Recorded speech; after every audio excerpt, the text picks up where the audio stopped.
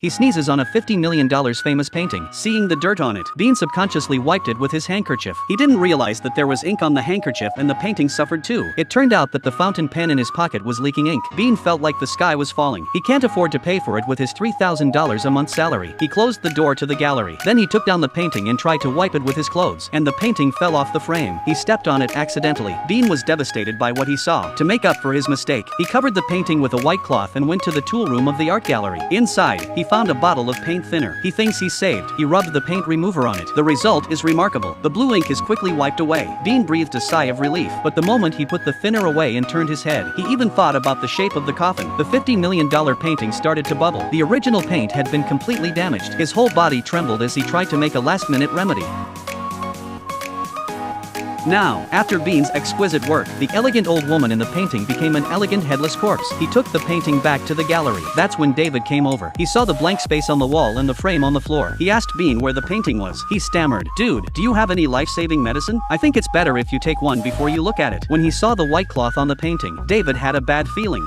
Oh, Jesus! Oh, God! Oh, Jesus! God! Oh, Mary, Mother of Jesus of Nazareth! He was devastated. If the curator found out, the white cloth would be on his head, but there was nothing David could do about it. He could only put the painting in the vault and wait for a beating. After they went home, David's wife and children returned. Bean overheard from his son that there was a poster of the painting in his room. Bean had another idea, so he grabbed a bunch of tools, dressed up as a bandit, and sneaked into the art gallery at night. First, he pretended to ask for help to attract the security guard. Then he added laxatives to the guard's coffee. He didn't think a spoonful was enough, so he poured the whole can in. Even an elephant, not to mention a human being, would have to shit himself. The crazy Bean even changed the key to the toilet. The guard is lucky to have met such a strange man at such a young age. He came back and took a big sip of coffee. The laxative took effect immediately. The guard grabbed the key and went straight to the battlefield. But it's the wrong key. The door won't open. He came back and took all the keys from the wall. Bean's side managed to get into the showroom and cut the painting down with a knife. Then mounted a poster the same size as the painting. Then he mixed egg and nail polish to coat the painting evenly, and finally dried it with a hairdryer. Bean is very happy that he has saved a priceless painting. The security guard was lucky too. After this hellish ordeal, his sphincter became stronger. At the unveiling ceremony the next day, David was ready to go to heaven on the spot. But Bean was very calm until he saw the painting intact. David excitedly asked him how he did it. He said it was simple. Just replace the painting with a poster. While David was in shock, the police came to his door. He thought he'd lost the case. Instead, they said his daughter had been in a car accident. They came to the hospital in a hurry. Bean found a stethoscope on the ground. Next thing you know, he's being pushed into surgery by an unidentified nurse who thinks he's a doctor. When the injured cop saw the smiling Bean, he fainted before the operation started. At that moment, a wounded man is dying next door, so they have to send some medics there temporarily.